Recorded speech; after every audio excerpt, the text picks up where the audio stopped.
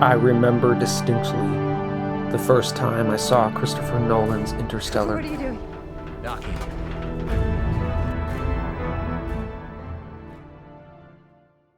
I left the theater one chilly night in 2014 with the sound of celestial pipe organs in my ears and looked up into the face of the dark.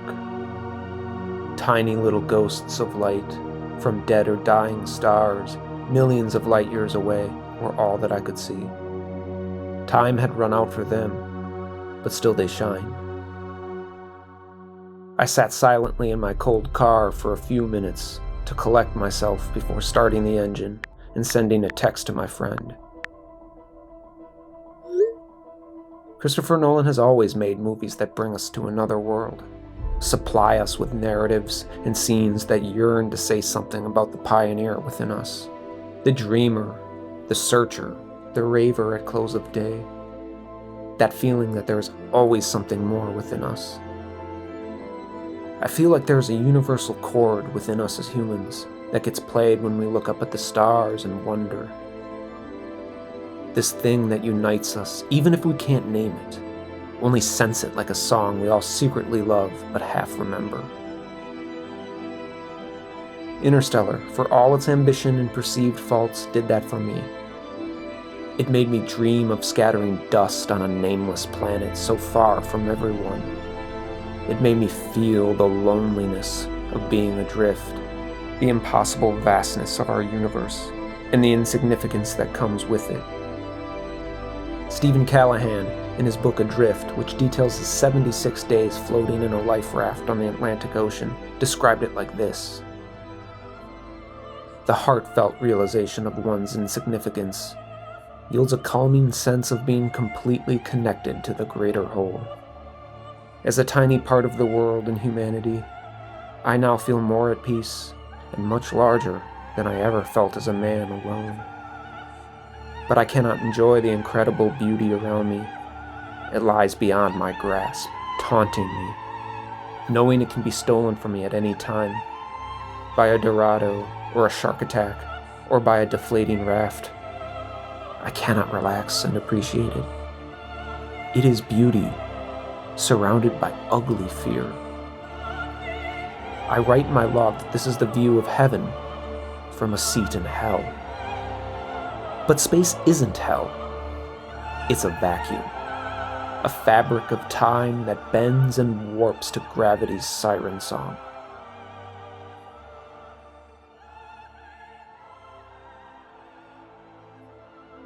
From this distant vantage point, the Earth might not seem of any particular interest. But for us, it's different. Consider again that dot. That's here. That's home. That's us. On it, everyone you love, everyone you know, everyone you ever heard of, every human being who ever was, lived out their lives. The aggregate of our joy and suffering, thousands of confident religions, ideologies, and economic doctrines, every hunter and forager, every hero and coward, every creator and destroyer of civilization, every king and peasant, every young couple in love, every mother and father, hopeful child, inventor and explorer, every teacher of morals, every corrupt politician, every superstar, every supreme leader, every saint and sinner in the history of our species lived there, on a mote of dust, suspended in a sunbeam.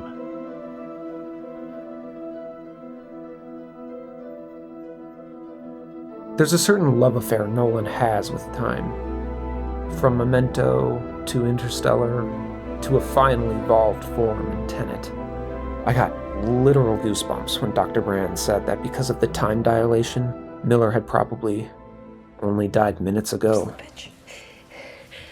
On this planet's time, she just landed hours ago. She probably just died minutes ago.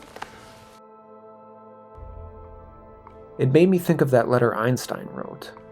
When his great Italian friend, Michel Besso, died, Einstein wrote a moving letter to Michel's sister to bring some comfort in grief.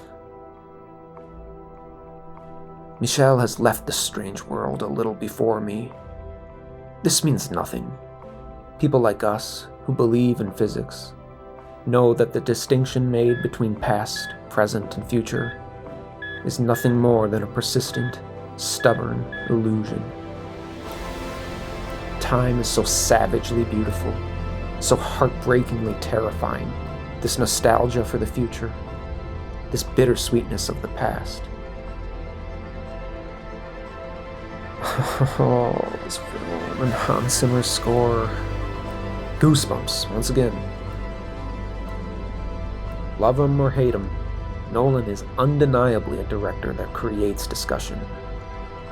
While technically serene and wonderful to watch, some view his movies as too bare in their drive to make people feel a universal idea. Like the idea is the only thing that matters, and characters and plot lines have to pretzel twist their way to fit in. We're here to communicate with a three-dimensional world. I disagree, but I understand why someone would feel this way. But this movie made me feel what Stephen Callahan wrote about experiencing, what Carl Sagan spoke of back in 1990 as Voyager 1 left our solar system and continued on its lonely path far from us. That feeling of leaving your children behind, your loved ones, with only memories to take with you. From relationships and friendships and family that I've loved that have now gone. Sometimes I'm the one standing and hoping they come back as they drive away. And sometimes I'm the one to look back at them in the rearview mirror. We all meet each other in this brief moment in time, on a tiny speck of dust in an insanely vast universe. Why? It shouldn't exist.